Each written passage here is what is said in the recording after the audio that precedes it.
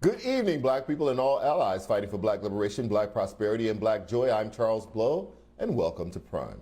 The president met with Senators Manchin and Sinema again tonight, this time at the White House, after a tense and busy day on Capitol Hill ended with both senators not budging on the filibuster. Biden voiced his uncertainty after the meeting this afternoon. I hope we can get this done. The honest-to-God answer is I don't know whether we can get this done. It's about election subversion, not just whether or not people get to vote. Who counts the vote? That's what this is about. That's what makes this so different than anything else we've ever done. I don't know that we can get it done, but I know one thing. As long as I have a breath in me, as long as I'm in the White House, as long as I'm engaged at all, I'm going to be fighting to change the way these legislatures have moving. The Democratic-controlled House voted this morning to pass the Freedom to Vote John R. Lewis Act, which combined the two voting rights bills into one. Despite Democrats' attempts at procedural maneuvering, the new bill still does not have enough votes to overcome a filibuster in the Senate, and it too is expected to fail. In a striking move, Sinema, who has rarely spoken to reporters, very publicly spoke on the Senate floor this afternoon, just moments before meeting with the president.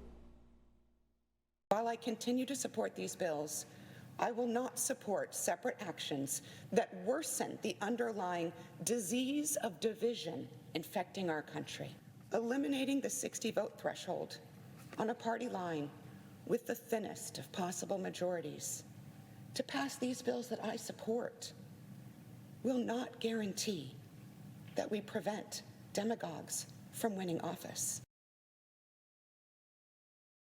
All of this comes as Georgia, the state in which Biden on Tuesday delivered his big voting rights speech, is again ramping up efforts to increase voter restrictions. The New York Times reported that a legislator and candidate for lieutenant governor is promoting a new measure to prohibit the use of drop boxes for absentee ballots, which he says would increase security, though no problems with their use by voters has been verified. Joining me now to discuss is senior editor of law and policy for Rewire News Group and the co-host of the podcast Boom Lawyered, Imani Gandy, and the president and CEO of the National Coalition on Black Civic Participation and convener of the Black Women's Roundtable, Melanie Campbell. So Imani, I guess I'll start with you. Manchin released a statement joining Sinema after she said her piece, reiterating that he also is not going to change his mind on the filibuster. What does this mean? Does it mean that this thing is dead on arrival?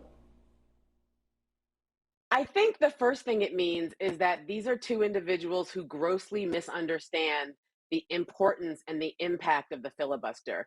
These are people who seem to think that the filibuster is this long, storied Senate tradition that is grounded in a need to be bipartisan. But really, the filibuster was a tool that Southern segregationist Democrats used to thwart civil rights legislation. It's a tool that Southern segregationist Democrats used to thwart things like anti-lynching laws, to thwart other forms of legislation that were aimed at helping Black Americans, that aimed at helping Black Americans, Brown Americans, Indigenous people.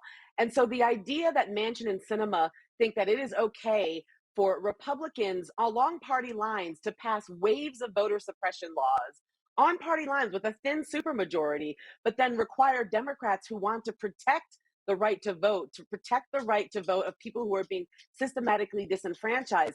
Somehow they need to find a 60-vote supermajority. It doesn't make any sense whatsoever. And so whether or not it's dead on arrival, I don't know. But I do know that the Department of Justice is still around. The Department of Justice is populated by people like Kristen Clark and Vanita Gupta. And so I do have some hope that they will be able to attack some of these issues. But again, we need a federal response. We need a national response. And the fact that we may not get one is very troubling. Melanie, Biden today said more than once, quote, "I don't know whether we can get this done," although he said he's going to continue to fight. Is he softening the ground for a failure here?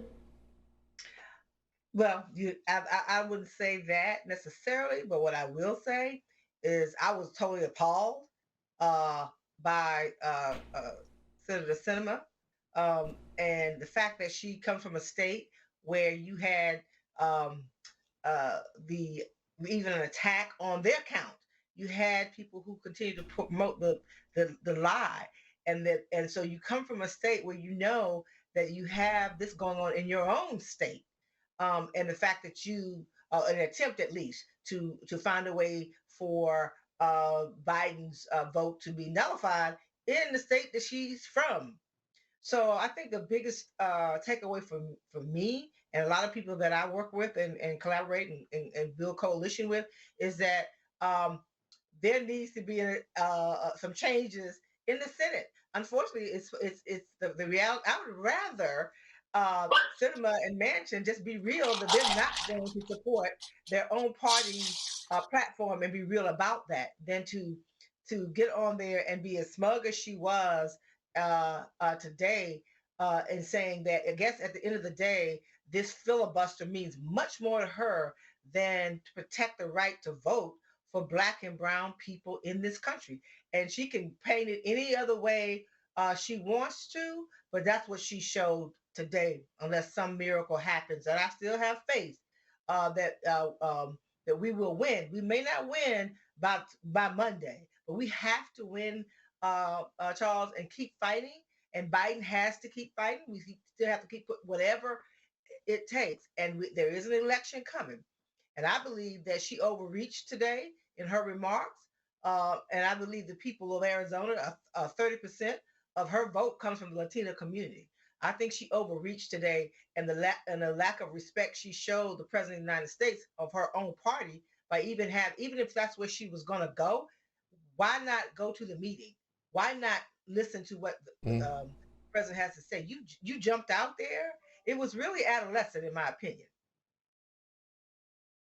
So, Imani, let's get down to who this really is going to affect. This will disproportionately affect Black people, also Hispanic people. But basically, they're trying to target the people who are most likely to vote for Democrats.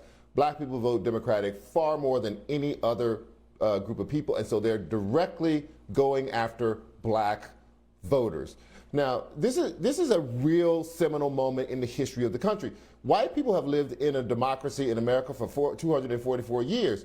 Black people have only lived in a democracy in this country for around 60 years, and they don't want to go back into the pre-1965 America where they were not part of the democracy, or they were a limited, very limited part of that democracy. How are Black people supposed to respond to a government, a Washington, that is basically saying to them, what is happening to you is perfectly okay with us? Or maybe we don't like it, but we cannot change our systems to protect you. It's distressing on so many levels. It's distressing on the level that we have a Congress that can't seem to get this done. We have a Congress that can't seem to protect the right to vote for everyone because they want to disenfranchise certain populations. The Republican Party, as you said, wants to disenfranchise people who are going to vote for Democrats. That's Black people, that's brown people, that's indigenous people. What I don't understand is how it is that Kyrsten Sinema or Joe Manchin, even if they don't care about the people, even if they don't care that Black people and brown people are unable to be represented in Congress, they're unable to get their political will they're essentially unrepresented in Congress, right? Even if you ignore that fact, the idea that Joe Manchin and Kyrsten Sinema are so out of touch that they don't even want to protect their own jobs is truly alarming. And it makes me wonder what else is going on, because what we have here is a situation where if Democrats can't get voting legislation done by the midterms, there's a sincere possibility that they won't be able to win another election due to voter suppression, due to gerrymandering, due to these districts that look like a Jackson Pollock painting. And so I don't want to be a conspiracy theorist, but how is it that Manchin and Sinema think that they are going to keep a job that enables them to be a majority party if they don't support this legislation? And it makes me wonder what else is going on. And it distresses me that Black and brown people are sort of at the whims of these two people who represent such a small portion of the country. as you said, 30% Right. of Sinema's votes came from the Latino population. What else is going on here? That's what I'm wondering. Right.